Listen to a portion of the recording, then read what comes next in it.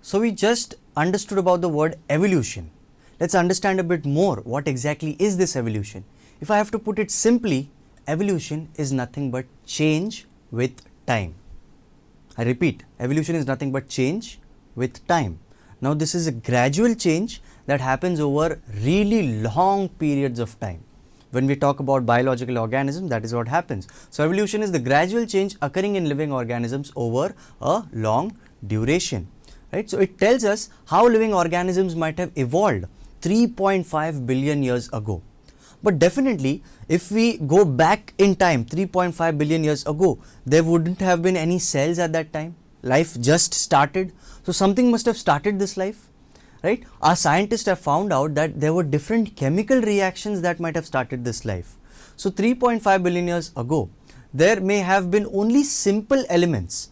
So something that took part in these chemical reactions were nothing but simple elements, which were mainly present in the ocean, because the liquid is the right material for all these chemical reactions to happen. It cannot happen in air because the particles will go far away from each other very fast. It cannot happen on land because particles are fixed in one place, but liquid, because it's the proper kind of fluid, allows for proper motion so that the particles can bump into each other, the elements can bump into each other and form a little more complex compound. They were still simple compounds only, but more complex as compared to the elements, right? So they must have formed in these oceans. So the complex compounds eventually would have formed from these simple compounds, and these complex compounds would be proteins, nucleic acids, fatty acids. Everything that is important for making a cell would have formed because of reactions between these simple compounds. Probably these reactions went on happening more and more rigorously with time, and these reactions probably ultimately gave rise to the first cell. So the primitive cells must have been formed from the mixture of different types of these compounds. This is how the first cell would have formed on Earth inside the oceans 3.5 billion years ago. Now once the cell had formed, obviously they gained a few more chemical reaction, and some of these chemical reactions would have enabled the cells to make more of themselves. This is cell division what I am talking about. So their numbers might have increased, and out of the different types of cells, the best one might have survived. Eventually we are going to understand about a very interesting concept, that is what they are talking about over here. So the number of the cells would have increased, and different cells would have different characteristics. But the environment in which these cells live, it is never stable, it always keeps on changing. So what the environment does, what the nature does is, it selects the best characteristic out of all the different cells. We'll understand about this. Today if we see all around the world, there are thousands to millions of different types of plants, animals that are present. So crores of different species of plants, animals that are present, and they are different as compared to each other in their shape, in their complexity, where they are present on Earth, what is their habitat. There is so much complexity. But how did they evolve? How did these different creatures come on Earth? That is exactly what we understand in the theory of evolution. So what does this theory tell us? According to this theory, the first living material, which was called as protoplasm, has been formed in oceans, according to the concept that we just understood, right?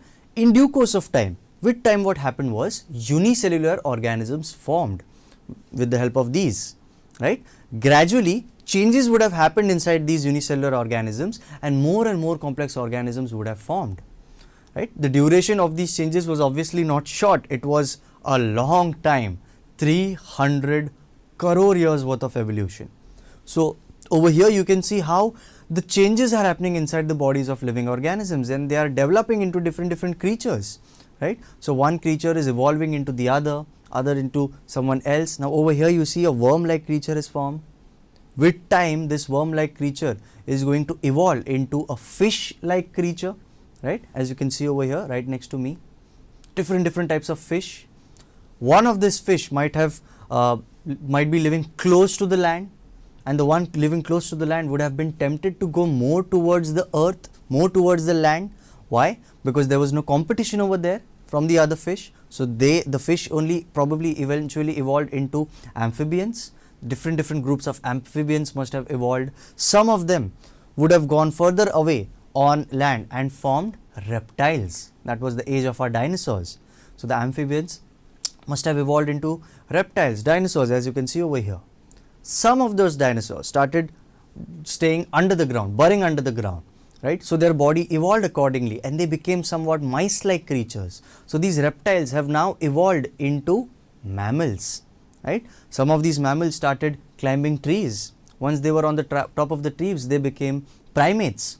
Primates eventually evolved into apes, and apes ultimately evolved into humans. In fact, we humans are also apes, right? A very complicated ape, a very smart ape, but ape, an animal is what we are at the end of the day. That is how human evolution might have happened. We'll speak more about human evolution in this chapter itself, right? But what exactly is evolution? How can we define it? It is the progressive development of plants and animals, right? The development needs to be progressive. So the progressive development of plants and animals from the ancestors, obviously we have evolved from our ancestors having different structural and functional organization. Do you think the structural organization of our body will exactly 100% match to that with our ancestors? Absolutely not. Their structure, their body's function would have been completely different. So ancestors having different structural and functional organization is called as evolution. So this is how you define evolution, and this is your theory of evolution.